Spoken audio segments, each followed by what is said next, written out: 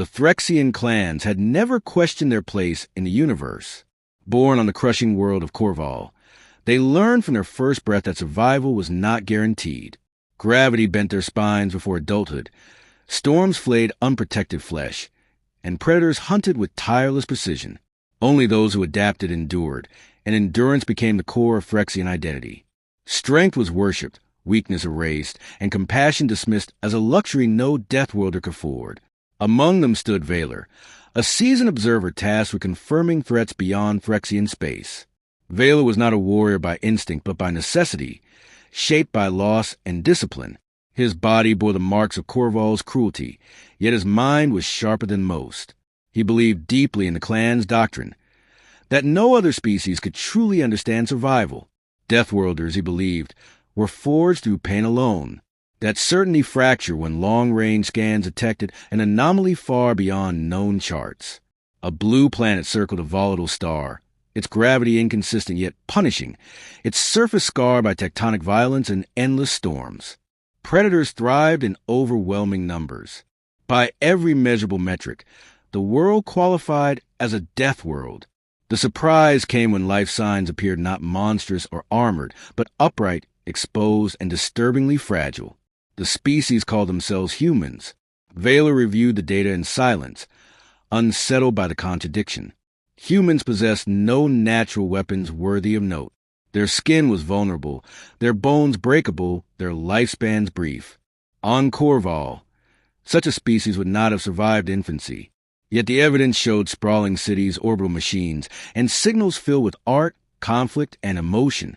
The more Valor studied them, the less sense the universe seemed to make. The High Assembly dismissed the findings as error or exaggeration, but protocol demanded confirmation.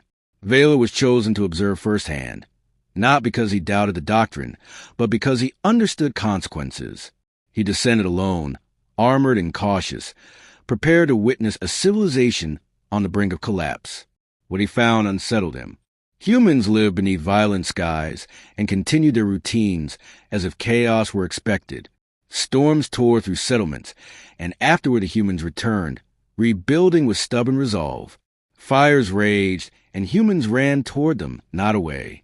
Injured bodies were carried by others who risked themselves without hesitation. Valor observed pain, grief, and fear, but he also observed something unfamiliar: refusal. Humans did not dominate their world through strength.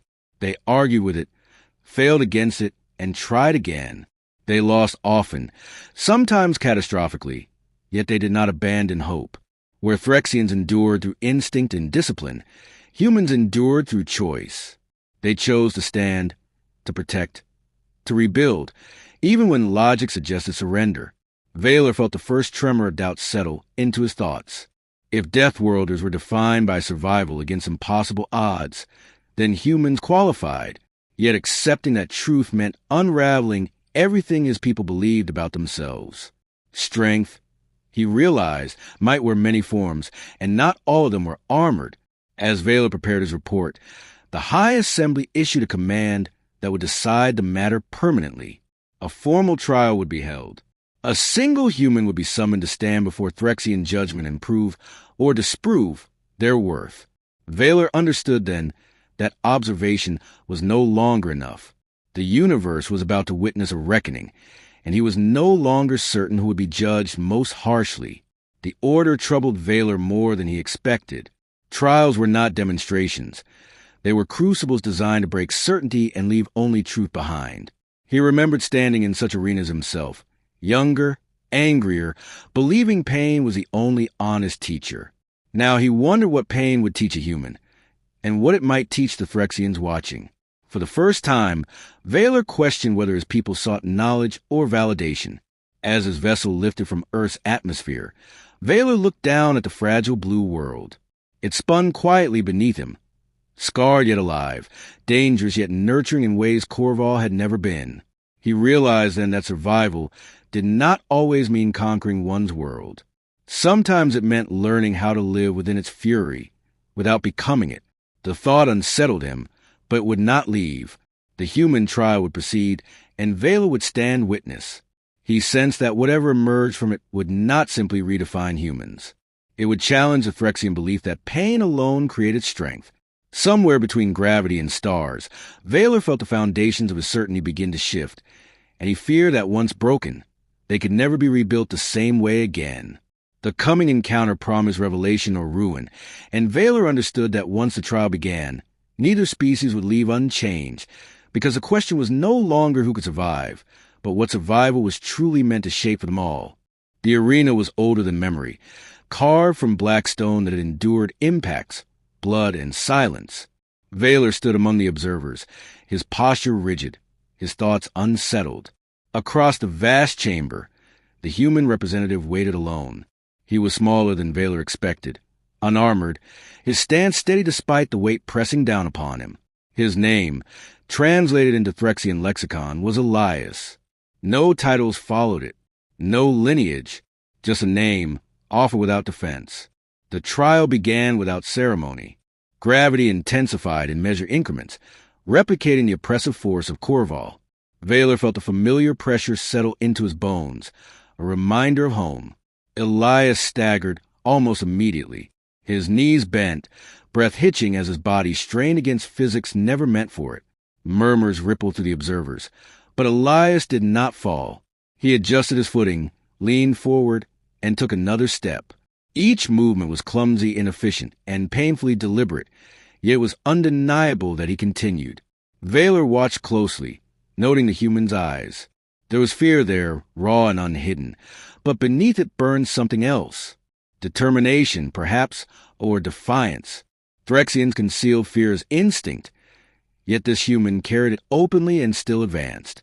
When Elias finally collapsed to one knee, gasping, the trial did not pause. Pain was not a reason to stop. After a long moment, Elias forced himself upright again, shaking but unbroken. Valor felt an unexpected tightening in his chest. The second phase began as predators were released into the arena. Their forms were familiar to Valor, engineered descendants of Corval's most lethal hunters. They moved with brutal efficiency, muscles coiled for killing. Elias retreated at first, not in panic, but in calculation. He scanned the terrain, seized a broken shard of stone, and positioned himself near cover. When the beasts charged, he moved unpredictably, using obstacles rather than strength. He was struck, thrown aside, blood marking the stone, yet he rose again, slower but more careful. Valor realized then that Elias was not fighting to win. He was fighting to endure. Each decision conserved energy, minimized damage, and bought time. When a predator finally fell, not from force but from exhaustion and miscalculation, the arena fell silent. Elias stood trembling, weapon discarded, his chest heaving as if each breath were borrowed. Valor felt the weight of the moment settle heavily around him. The final phase was isolation.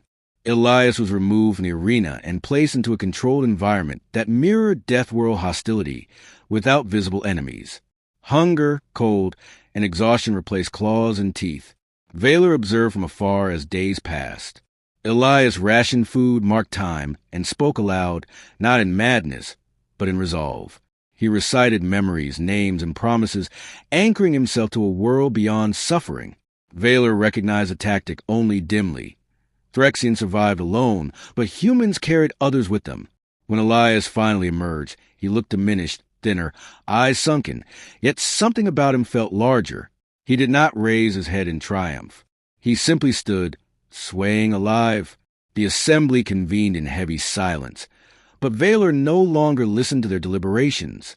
His gaze remained fixed on the human, who had endured not through dominance, but through refusal to surrender meaning. As Elias was escorted away, their eyes met briefly. There was no hatred there, no pride, only exhaustion and quiet resolve. Valor felt a fracture deepen within him. The trial had proven more than capability. It had revealed a truth the Phyrexians had never considered. Survival was not solely forged by cruelty or strength. Sometimes it was shaped by memory, connection, and the stubborn belief that life was worth enduring for reasons beyond oneself. The trial ended, but its echo did not. Valor understood that whatever verdict the assembly reached, the Phyrexians could not return unchanged. Elias had not conquered the arena. He had endured it, and in doing so, he had exposed the narrowness of Phyrexian certainty. As the chamber emptied and silence reclaimed the stone, Valor realized the central conflict was no longer about humanity's worth. It was about whether the Phyrexians were strong enough to accept a definition of strength that did not begin and end with pain. The verdict arrived without ceremony, yet it struck Valor with the force of a planetary quake. Humanity was declared a death world species, and the ancient chamber felt suddenly smaller. Across the stone floor, Elias stood silently, shoulders slumped, bearing the weight of survival rather than triumph. He had not sought victory, and now that restraint unsettled the Phyrexians more than defiance ever could. Valor felt the judgment settle into himself as much as into the record of the assembly.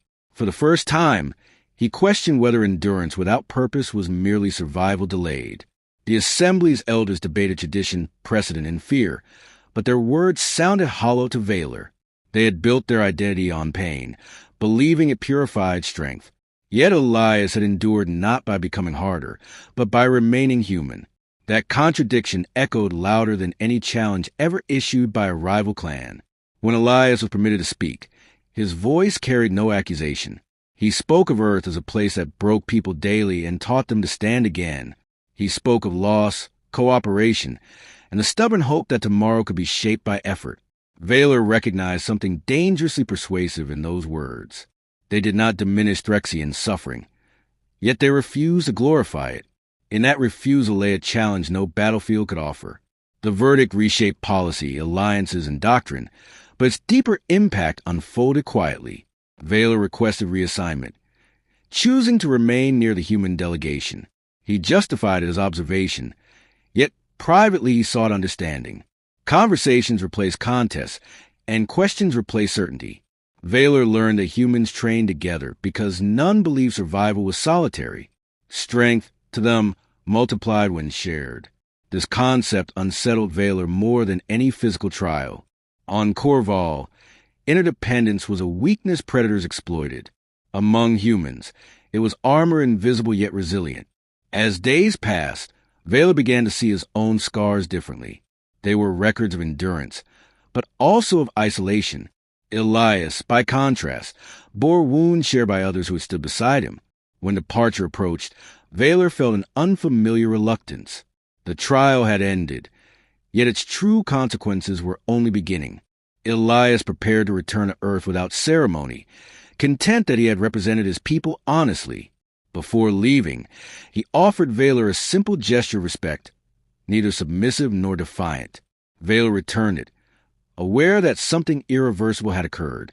The Phyrexians would adapt, as they always had, but adaptation now demanded humility. That requirement frightened Valor more than extinction ever had. Yet beneath the fear, he sensed possibility. If strength could evolve, so could identity. As Valor watched the human vessel depart, he understood the trial's true outcome. Humanity had not proven itself worthy of Death World status. It had redefined what surviving a Death World was meant to create. The question now facing the Phyrexians was not whether humans were strong enough. It was whether the Phyrexians were brave enough to change. That uncertainty followed Valor back to his quarters like a persistent echo. For the first time, rest did not come easily. He replayed the human struggle, not as spectacle, but as lesson. Pain had revealed limits, yet choice had revealed depth.